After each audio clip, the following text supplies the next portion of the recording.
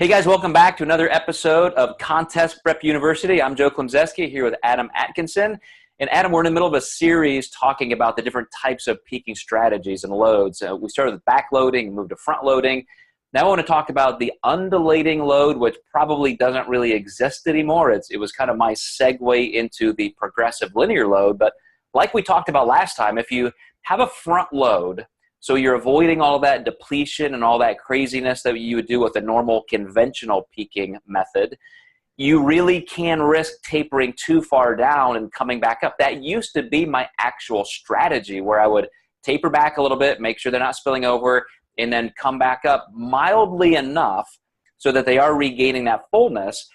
And even though I help clients win more than 400 pro cards that way and all of that stuff, I could still miss. I used to tell people, if I can get you 95 to 100% of the way there, we're still going to be amazing, but we still had timing issues. So what I've done recently is what you might have just started doing instinctively is I start with the mindset of it's going to be a progressive load. Wherever we start the carbs, which is a very mild front load, it doesn't have to be daily, but I want to be chasing that level of fullness all the way to the end of the week. So we may not hit it until Thursday or Friday, but it's going to be some kind of a straight linear line so that we have all of the variables, water intracellularly, sodium, potassium, carbs, glycogen synthesis, everything all moving in the same direction so we don't have those undulating swings. So explain your experience with that, whether you've actually defined it that way or you just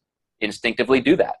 Yeah, I've never really used an undulating peak because to me that kind of describes like creating a hammock and starting high, dipping low, and then, nearly backloading in the end. But I always found that it didn't make a lot of sense because you can't get a lot of time to seep that glycogen into the muscle tissue deeply enough.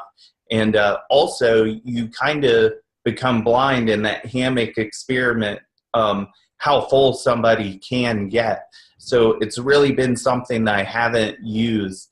And but I have heard of people doing undulating peaking.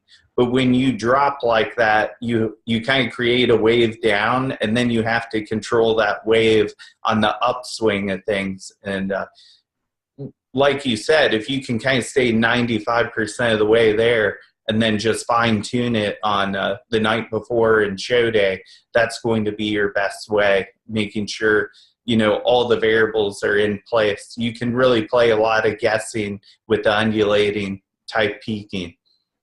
Yeah, and interestingly, I did that for about 15 years with great success because I was micromanaging that entire process, but it was always a lot of stress. It was always a lot of monitoring. And like I said, I could miss. I could be 90 or 95%. And if I erred, it was always on the side of keeping people tight, so I might miss the fullness side. But as I gradually experimented with just more of a progressive load, I found it just took those variables away. It almost makes it foolproof. Yeah.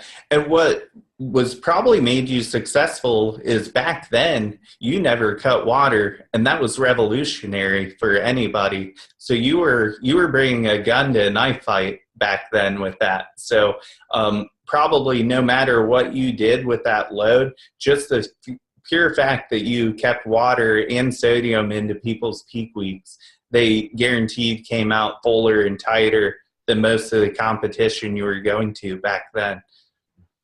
Yeah, and that's what we're going to talk about in the next episode. So you guys hang in there. So far, we wanted to cover all of the different types of peaking strategies. Now we're going to be breaking them down into those variable sets. So we're going to talk about carbs and water, like Adam just mentioned. We're going to talk about even protein and fat. We're going to talk about sodium and potassium. We're even going to talk about training and cardio. So some of those things that I like to consider as couplets or two sides of the same coin, you still got to have all those variables managed and moving in the same direction. So hang tight, guys, and stay with us for the next several episodes.